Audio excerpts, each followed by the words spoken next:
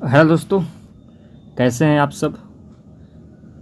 फिर से हेलो दोस्तों, कैसे हैं आप सब। चलिए, तो आज हम लोग जो साइंस का सेट नंबर आपका जो सेट है, सेट नंबर आपका ये आपका 7 है।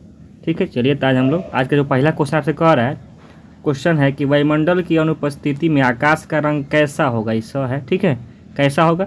तो आप जानते हैं कैसा होगा, काला होगा। आपसे बहुत लोग पूछते होंगे कि चंद्रमा पर जाने पर आकाश का रंग कैसा दिखेगा। तो आपको आकाश का रंग काला दिखता है, क्योंकि वहाँ पे वायुमंडल नहीं है। ठीक है, तो इसका आंसर क्या होगा, आपका ऑप्शन नंबर डी हो जाएगा। आते हैं क्वेश्चन नंबर क्या, क्वेश्चन नंबर 22 पे। क्वेश्चन ये 22 बहुत आपका इम्पोर्टेंट क्वेश्चन है और आपका एनसीईआरटी में दिया हुआ है। क्या आपको, ये आपका एनसीईआरटी में दिया हुआ है, इसको आपको ध्यान रखना पड़ेगा। कह रहा है कि एसिटिक अम्ल को सोडियम हाइड्रोक्साइड के साथ उपचारित किया जाता है तो क्या बनेगा, क्या क्या और क्या जल बनेगा। आपका सोडियम एसीटेट बनता है, जिसका फार्मूला होता है CH3COONA।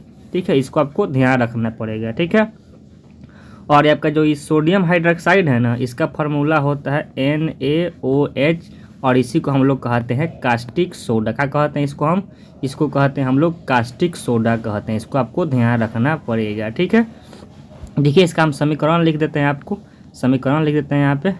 कैसे बनेगा आपका, तो ये हो जाएगा आपका एसिटिक अम्ल जो है CH3COOH हो गया, प्लस आपका सोडियम हाइड्रोक्साइड NaOH, अभिक्रिया करेगा था क्या CH3COONA बन जाएगा। ठीक है, अब इसको प्लस क्या H2O बन जाएगा, जल।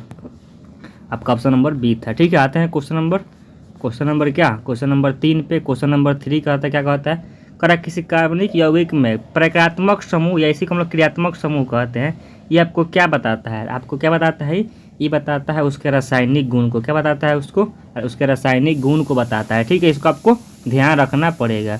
आते हैं क्वेश्चन नंबर 4 पे। अब देखिए, क्वेश्चन 4 क्या है, आपका आसान क्वेश्चन है। कर रक्तचाप मापने के लिए इनमें से किस यंत्र का उपयोग किया जाता है। तो आप जानते हैं किसका उपयोग करते हैं, तो स्पेग्नोमैनोमीटर का उपयोग करते हैं। देखिए, इसको मिस्टेक में इसको मत मार दीजिएगा। ठीक है, क्या होगा आपका ऑप्शन जो होगा सी नंबर हो जाएगा। इसको आपको ध्यान रखना पड़ेगा। आते हैं क्वेश्चन नंबर 5। अरे क्वेश्चन 5 क्या है, कह रहा है कि प्रोकैरियोटिक राइबोसोम में इसकी उप इकाई संरचना में क्या होता है। तो क्या होता है, उसका होता है आपको 50 और क्या 80। ऐसे पूछेगा तो क्या होगा, 70S के पाए जाते हैं राइबोसोम, जिसको तोड़ेंगे तो क्या होगा आपका ये 50 और 30 में मैंने उसमें रहता है मौजूद। ठीक है, इसको आपको ध्यान रखना पड़ेगा। और जानिए इसके बारे में, इसमें जो केंद्रक होता है अविकसित, मतलब इसमें केंद्रक नहीं होता है। क्या होता है, इसमें केंद्रक नहीं होता है।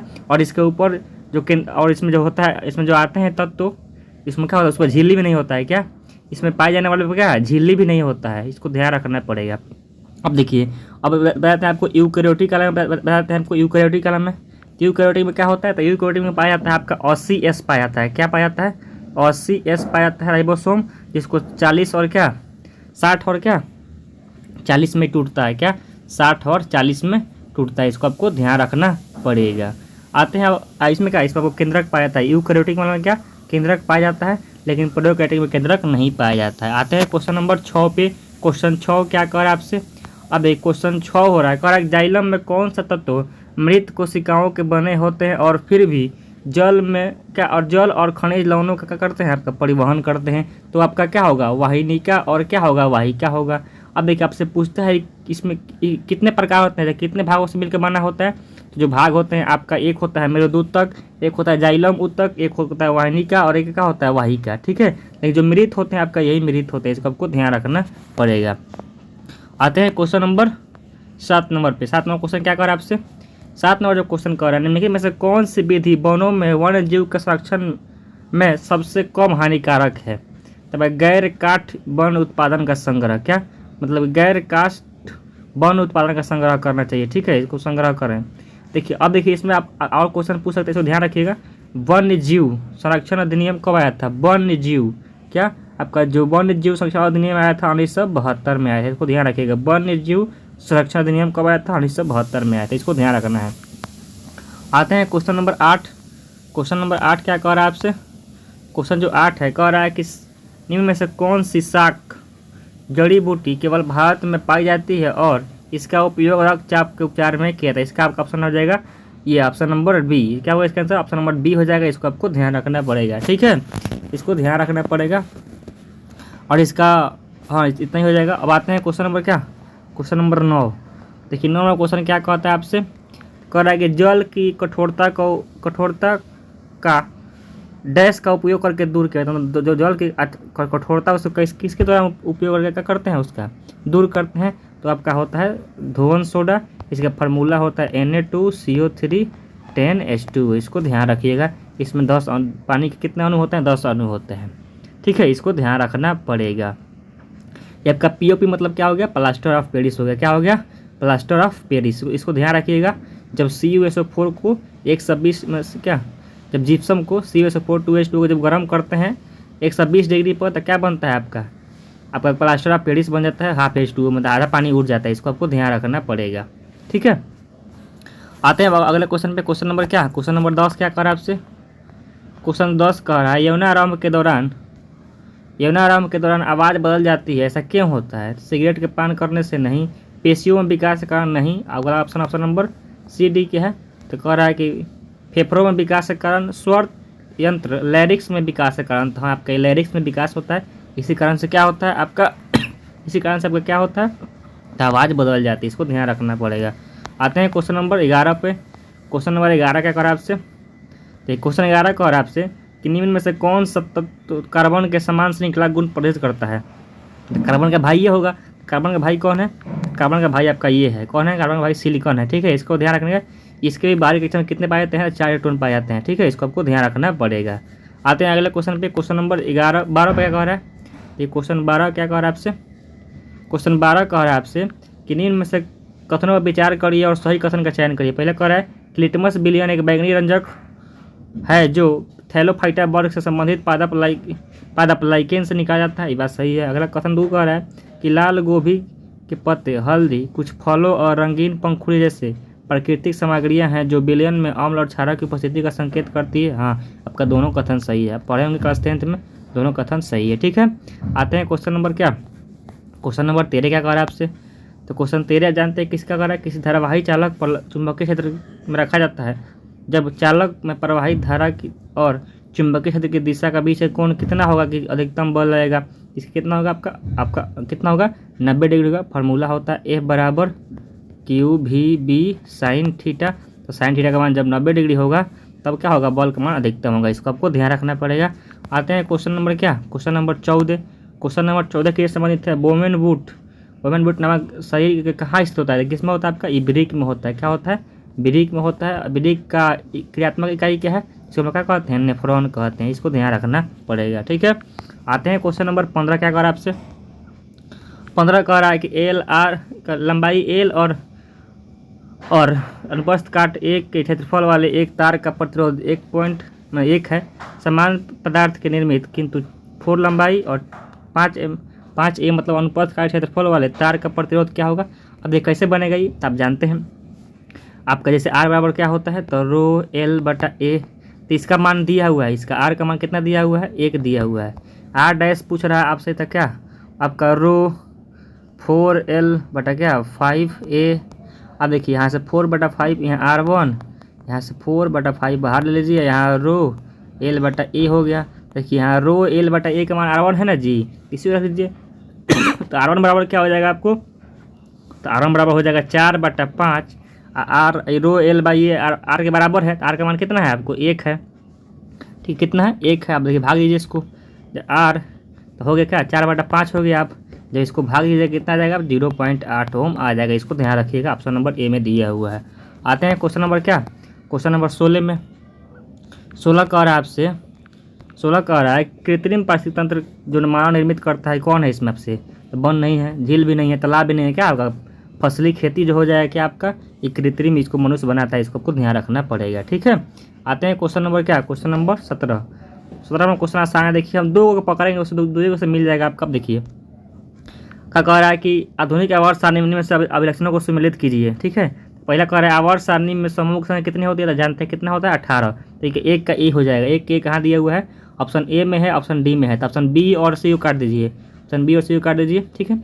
अगला अवार्ड की कुल संख्या क्या जानते हैं आप? तो 7 गो अवार्ड होता है, इसका क्या हो जाएगा? डी हो जाएगा। अब देखिए 2 का डी कहाँ दिया है? तो इसमें दिया है, इसका आंसर हो जाएगा।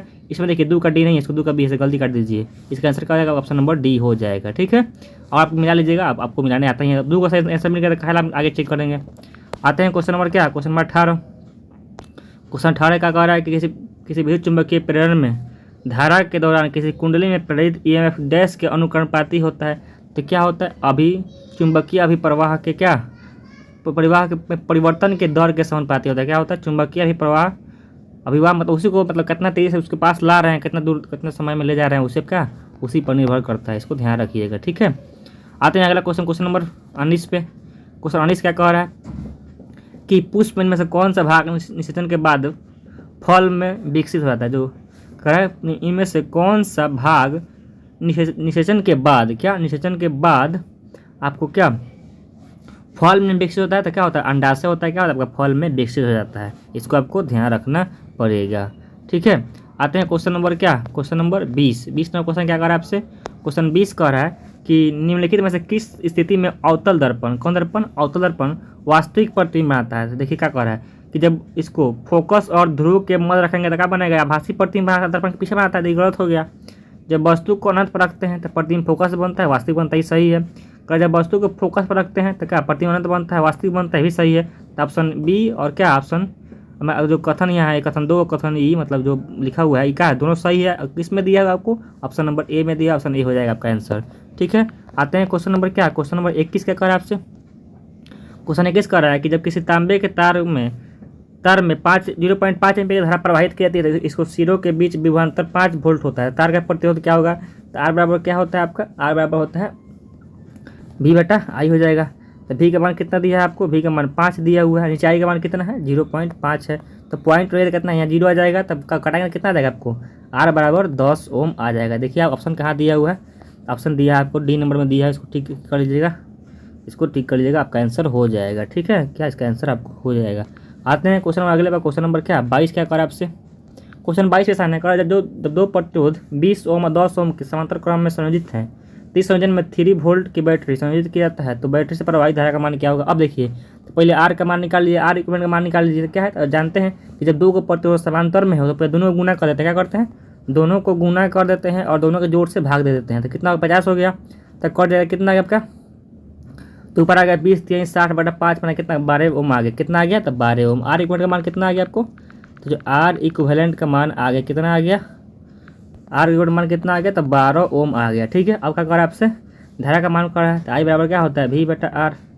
तो V का मान है 3, आर का मान कितना है? 12। तो भाग देना कितना आ जाएगा? तो 0.25 एम्पियर इसका आंसर आ जाएगा। ठीक है, आते हैं क्वेश्चन नंबर क्या? 23 नंबर क्वेश्चन क्या कह रहा है? 23 नंबर क्वेश्चन कह रहा है कि जब समूह में नीचे की ओर जाते हैं तो क्षारीय ऑक्साइड के निर्माण की प्रकृति क्या होती है? अब देखिए जब समूह में जाते हैं नीचे क्या करते हैं? जब ऊपर से नीचे जाते हैं तो क्या होता है?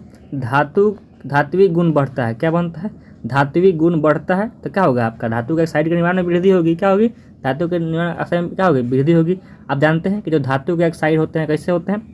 धातु के ऑक्साइड क्षारीय होते हैं और धातु के ऑक्साइड क्या होते हैं? अम्लीय होते हैं। क्या होते हैं? तो धातु के ऑक्साइड होते हैं वो क्या होते हैं आपका? क्षारीय होते हैं और धातु क्या होते हैं? अम्लीय होते हैं। इसलिए इसका आंसर क्या होगा आपका?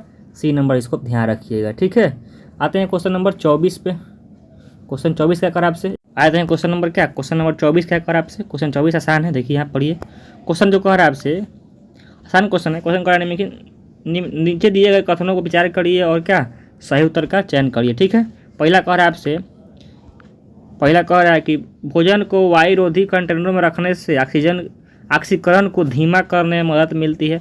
मतलब किसी बंद बर्तन में बंद कर देते हैं भोजन को तो क्या होता है? उससे ऑक्सीकरण कम होता है, जिसके कारण हल्दी खराब नहीं होता है। ये बात सही है। ठीक है, ऑप्शन बी कह रहा है आपसे, कथन बी कि चिप्स निर्माता सामान्यतः चिप्स को ऑक्सीकृत होने से बचाने के लिए चिप्स के बैग में ऑक्सीजन जैसी गैस को मैंने इसमें बंद कर देते हैं। तो नहीं करते हैं, उसमें आपको नाइट्रोजन भरा जाता है या हीलियम भर दिया जाएगा। तो नाइट्रोजन महंगा नहीं है, इसे क्या करते हैं? नाइट्रोजन भर देते हैं, जिसके कारण क्या होगा?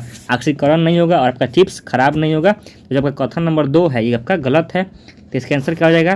तो कथन 1 सही है, कथन 2 क्या है? गलत है। ऑप्शन नंबर ए हो जाएगा इसका आंसर। ठीक है, तो आपका लेक्चर खत्म हुआ और ये जो आपका लेक्चर चल रहा है ना, सभी एग्जाम के लिए इंपॉर्टेंट है। जो भी एग्जाम दीजिएगा उसके लिए इंपॉर्टेंट नहीं है कि ग्रुप डी का एग्जाम नहीं होगा तो सब अब उसके लिए इंपॉर्टेंट नहीं है। और जितने भी एग्जाम है, अभी ALP का होने वाला है, फिर आपका टेक्नीशियन होने वाला है, उसके लिए ये आपका बेस्ट है। मतलब आप रोज़ एक सेट लगाते रहिए, अपना नंबर आते रहिए कितना नंबर आपको आ रहा है। ठीक है, चलिए तो मिलते हैं हम अगले वीडियो में। अब जय हिंद।